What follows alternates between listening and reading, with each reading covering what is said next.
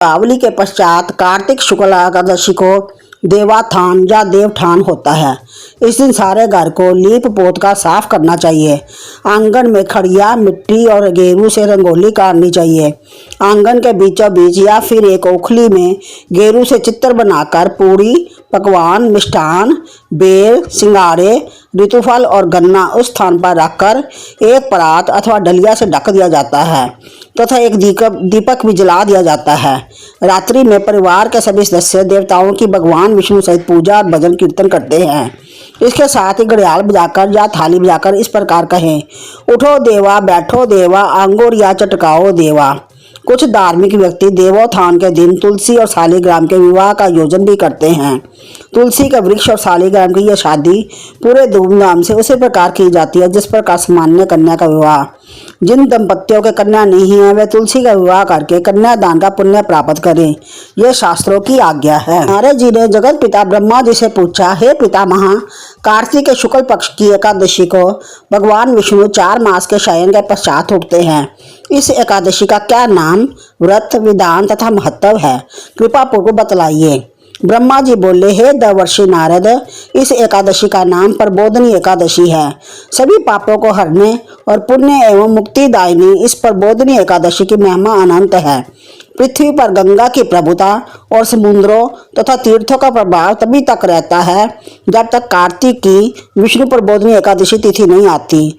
मनुष्यों को जो फल 1000 अश्वमेघ और 100 राजसूय यज्ञों से मिलता है वही प्रबोधनी एकादशी के व्रत से मिलता है।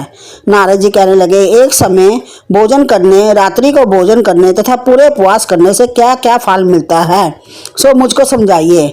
ब्रह्मा जी बोले, हे पुत्र नारद, एक बार भोजन करने से 1 जन्म और रात्रि को भोजन करने से 2 जन्मों तथा पूरे दिन उपवास करने से 7 जन्मों के पाप नष्ट हो जाते हैं। जो वस्तु ना मिल सके और दिखाई ना दे सके वह भी हरि प्रबोधनी एकादशी का व्रत करने से प्राप्त हो जाती है। सुमेरु और मंदराचल के समान भारी पाप तथा अनेक अनेक पूर्व जन्मों में किए गए संपूर्ण पाप भी इसके व्रत से क्षण भर में नष्ट हो जाते हैं। विधि पूर्वक थोड़ा सा पुण्य कर्म भी बहुत फल देता है, परंतु विधि रहित चाहे अधिक किया जाए तो भी उसका फल कुछ नहीं मिलता। संध्या ना करने वाले, नास्तिक, वेद निंदक, धर्मशास्त्रों को दूषित करने वाले, पाप कर्मों में रत, धोखा देने वाले, ये सब चंडाल के समान हैं। जो विधवा अथवा सधवा ब्राह्मणी का भोग करता है उसका कुल नष्ट हो जाता है, पर स्त्रीगामी के संतान नहीं होती और उसके पूर्व जन्म के संचित श्रेष्ठ कर्म भी नष्ट हो जाते हैं। जो गुरु और ब्राह्मणों से अहंकार युक्त बात करता है वह भी धन और संतान से हीन होता है। भ्रष्टाचार करने वाले, चंडाली से भोग करने वाले, दुष्ट और नीच पुरुष की सेवा या संगति से प्राप्त हुए समस्त पाप भी हरि प्रबोधनी एकादशी के व्रत से नष्ट हो जाते हैं। हे नारद, जो मनुष्य अपने मन में हरि प्रबोधनी एकादशी व्रत करने का संकल्प मात्र करते हैं उनके 100 जन्मों के पाप नष्ट हो जाते हैं, और जो रात्रि जागरण करते हैं उनकी आने वाली 10,000 पीढ़ियां स्वर्ग में जाती हैं। वह नरक के दुखों से छूटकर प्रसन्नता के साथ विष्णु लोक को जाते हैं। ब्रह्म हत्या आदि जैसे पाप भी इस व्रत के प्रभाव से नष्ट हो जाते हैं।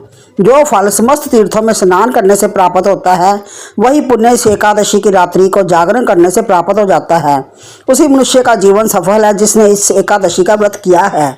ब्रह्मा जी ने आगे कहा, इस संसार में जितने भी तीर्थ हैं उन सब के स्नान दान आदि का फल इस व्रत से मिलता है। अतः और सब कर्मों को त्याग कर भगवान के प्रसन्न अर्थ कार्तिक शुक्ला हरि प्रबोधनी एकादशी का व्रत सभी को करना ही चाहिए। वही ज्ञानी, तपस्वी तथा जितेंद्रिय है और उसी को भोग तथा मोक्ष प्राप्त होता है। जो हरि प्रबोधनी एकादशी का व्रत करता है, जिसने एक बार भी इसका व्रत किया है वही मोक्ष का अधिकारी हो जाता है। मन, कर्म, वचन तीनों प्रकार के पाप इस रात्रि को केवल जागरण मात्र से नष्ट हो जाते हैं।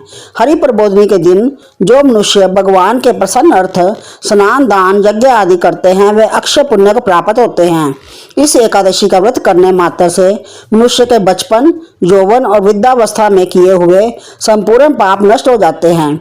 इस रात्रि में जागरण करने का फल चंद्र ग्रहण अथवा सूर्य ग्रहण के समय पुष्कर में स्नान करने से 1000 गुना अधिक है। जो मनुष्य प्रबोधनी एकादशी का व्रत नहीं करते उनके सब पुण्य व्यर्थ है। अतः हे नारद, तुमको विधि पूर्वक जतन के साथ इस व्रत को अवश्य करना चाहिए। कार्तिक के पूरे मास में धर्मपरायण होकर जो व्यक्ति अन्न नहीं खाते उन्हें चंद्रायन का व्रत का फल मिलता है। हे देवर्षि नारद, अब मैं तुमसे एक अत्यंत गूढ़ रहस्य की बात कहता हूँ। कार्तिक मास में भगवान दान आदि से उतने प्रसन्न नहीं होते जितने श्रद्धापूर्वक शास्त्रों की कथा सुनने से होते हैं। कार्तिक मास में जो भगवान विष्णु की कथा का एक या आधा श्लोक भी पढ़ते, सुनते या सुनाते हैं, उनको 100 गायों के दान का फल मिलता है। अतः अन्य सब कर्मों को छोड़कर कार्तिक मास में मेरे सन्मुख बैठकर मेरी कथा अवश्य पढ़नी या सुननी चाहिए।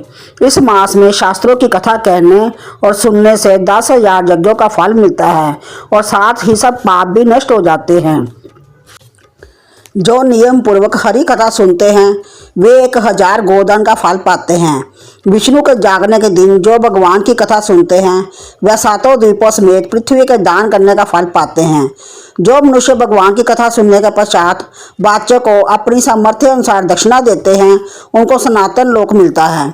ब्रह्मा जी के ये वचन सुनकर नारद जी ने कहा, हे भगवान, हरि प्रबोधनी एकादशी के व्रत का विधि तथा महात्मा विस्तार पूर्वक समझाकर कहिए।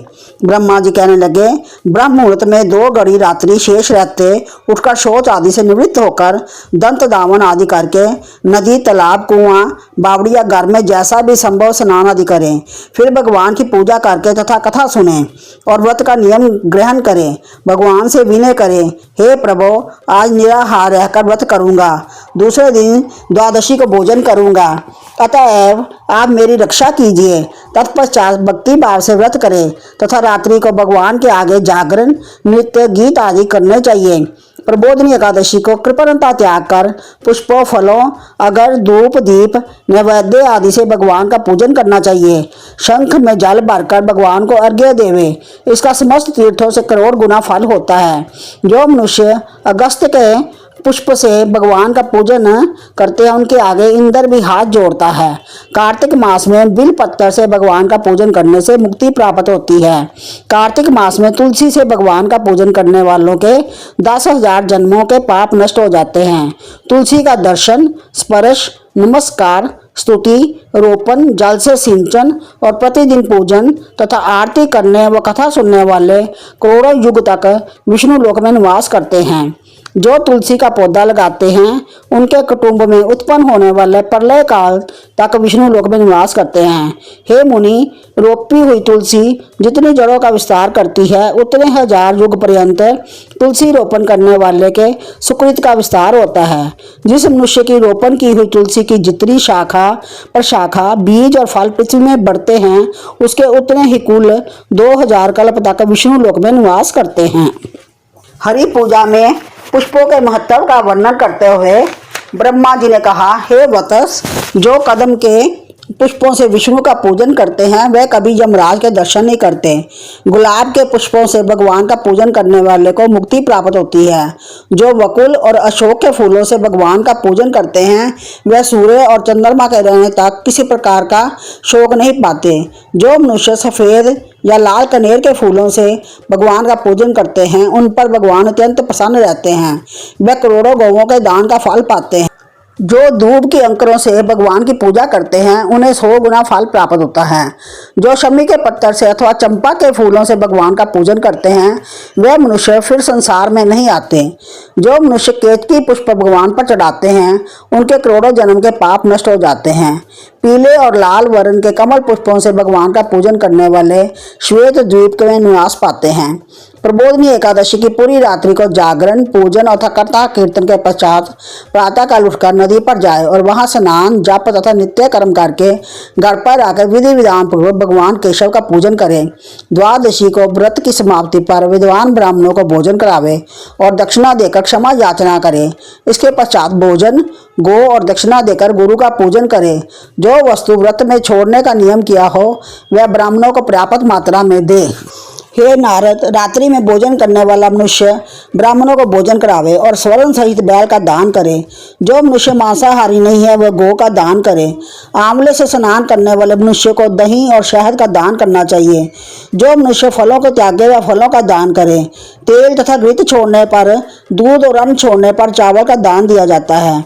जो भूमि शयन का व्रत लेते हैं उनको शैया तथा तुलसी सब सामग्री सहित देनी चाहिए।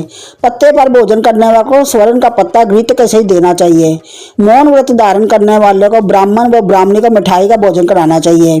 बाल रखने वाले को दर्पण, जूता छोड़ने वाले को एक जोड़ा जूता, लवण त्यागने वाले को शर्करा दान करनी चाहिए। मंदिर में दीपक जलाने वाले को तथा नियम लेने वाले को व्रत की समाप्ति पर ताम्र अथवा स्वर्ण के पात्र में घृत और बत्ती रखकर विष्णु भगत ब्राह्मण को दान देना चाहिए। एकांत व्रत करने वाले को 8 कलश, वस्त्र और स्वर्ण से अलंकृत करके दान करने चाहिए। यदि इतना संभव ना हो सके तो इनके अभाव में जितना अधिक हो जाए उतना अवश्य दान करें।